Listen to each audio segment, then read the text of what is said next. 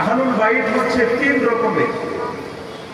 আহলুল বাইত একটি হচ্ছে আন-নাসাবি, আহলুল বাইত আস-সুকুনা, আহলুল বাইত আল-বিলাদা। খুব ভালো করে মনে রাখবেন, আহলুল বাইত আন-নাসাবি সেটা হচ্ছে আব্দুল মুত্তালিব এবং তার বংশধর, বিশেষ করে হাশমি গোত্রের যারা, তাদেরকে বলা হয় আহলুল বাইতে নাসাবি। আর আহলুল বাইতে সুকনা যারা, তারা হচ্ছেন আল্লাহর হাবিবের সহধর্মিণীগণ, যারা হচ্ছেন উম্মাহাতুল মুমিনিন, গোটা পৃথিবীর উম্মতের মাগণ। এরা হচ্ছে আহলুল বাইতে সুকনা। পবিত্র কোরআনুল কারীমে যে দুটো জায়গায় আহলুল বাইতের কথা আল্লাহ উল্লেখ করেছেন, সেই দুটো জায়গা মূলত আহলুল বাইতে সুকনা, যারা নবী পরিবারের, বিশেষ করে নবীর সহধর্মিণী, তাদের দিকেই কিন্তু ইঙ্গিত করে বলা হয়েছে। এক হচ্ছে ইব্রাহিম ইসলামের স্ত্রীকে লক্ষ্য করে বলা হয়েছে আহলুল বাইত, যেটি সূরাতুল হুদের মধ্যে এসেছে।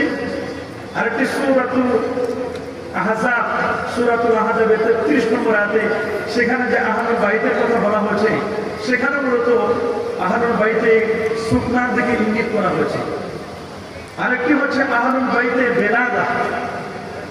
এটি হচ্ছে মূলত রাসূল কারীম সাল্লাল্লাহু আলাইহি ওয়াসাল্লামের সন্তান সন্ততি যারা, তাদেরকে আহলে বাইতের অন্তর্ভুক্ত করা হয়েছে।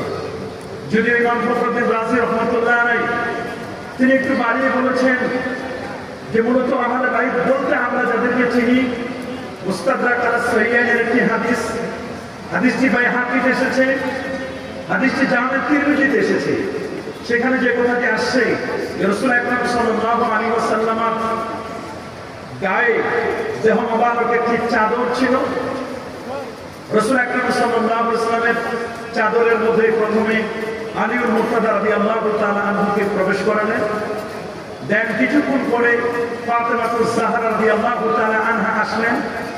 এরপরে হযরত হাসান এবং হুসাইন রাদিয়াল্লাহু তাআলা আনহুমা, তারা দুজনে আসলেন। এরপর নবীজি চারজনকে নিয়ে বলেন, আল্লাহুম্মা হাউলাই আহলুল বাইতি, আল্লাহ এরা হচ্ছে আমার আহলে বাইত, আল্লাহ এদেরকে যারা ভালোবাসবে, আল্লাহ তুমি তাদেরকে ভালোবাসো। এই হাদিস দ্বারা বোঝা যায় আহলুল বাইত বলতে মূলত এখানে হাদিসের চারজনের কথা বোঝা